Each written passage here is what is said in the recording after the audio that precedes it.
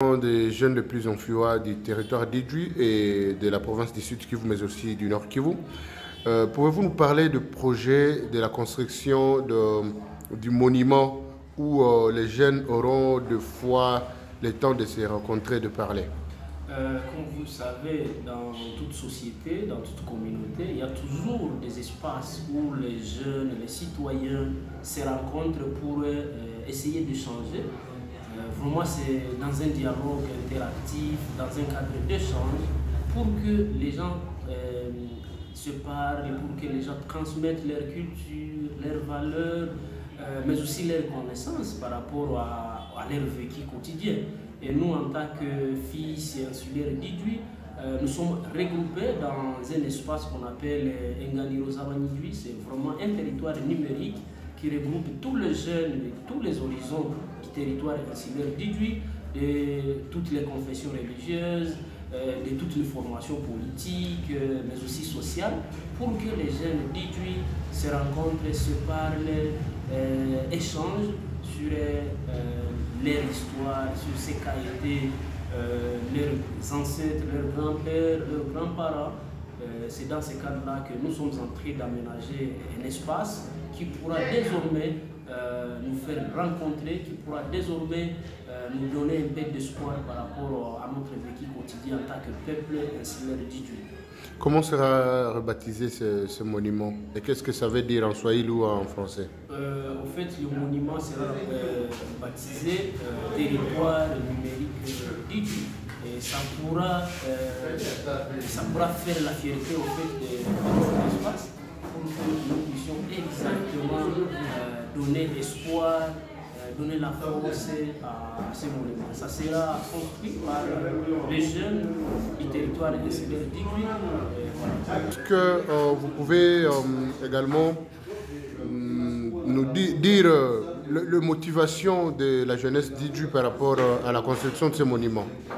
La motivation est simple, c'est parce qu'il y a ce besoin d'échanger, il y a ce besoin de se rencontrer, il y a ce besoin d'avoir un cadre qui pourra désormais nous servir en tant que référence par rapport à notre histoire, par rapport à notre identité, par rapport à nos valeurs, par rapport à nos cultures, aux us et coutumes, en tant que peuple Havu.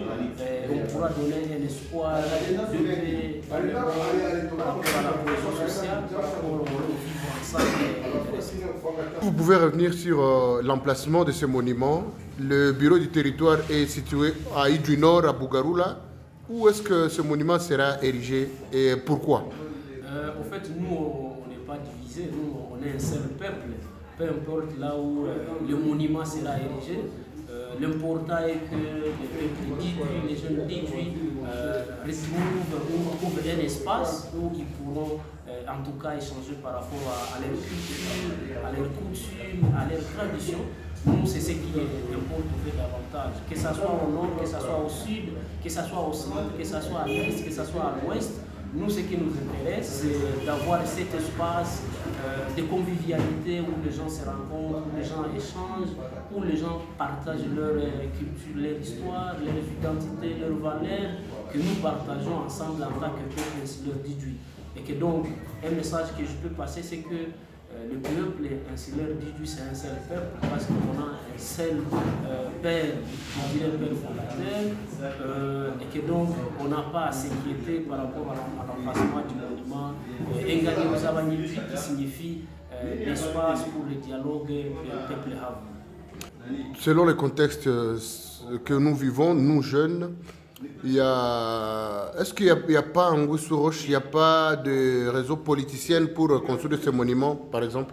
Non, il n'y a pas vraiment d'agenda caché parce que d'ailleurs, parmi le premier groupe WhatsApp créé pour cette cause, si je peux commencer par là, parce que c'est le territoire d'Idjwi, Enganirozabanyidjwi est parmi le premier groupe numérique créé pour les jeunes d'Idjwi, pour les citoyens d'Idjwi, pour essayer d'échanger par rapport à leur vécu. Et que donc, ça ne dépend pas de X ou Y, ça ne dépend pas d'une formation politique, religieuse ou d'une organisation donnée, c'est juste vraiment un cadre d'échange juste c'est un territoire numérique du peuple Hawa. À quand pensez-vous commencer ce projet? La question des Afghans, c'est une question faite dans la science, mais nous, on est en pleine préparation et d'un moment à l'autre, on pourra vous inviter pour faire grand pas par rapport à ce cadre d'échange. Après la construction de ce monument d'échange d'Idjwi, il y a d'autres projets, il y a des personnes qui ont impacté positivement le territoire d'Idjwi sur lesquels vous pensez également faire quelque chose?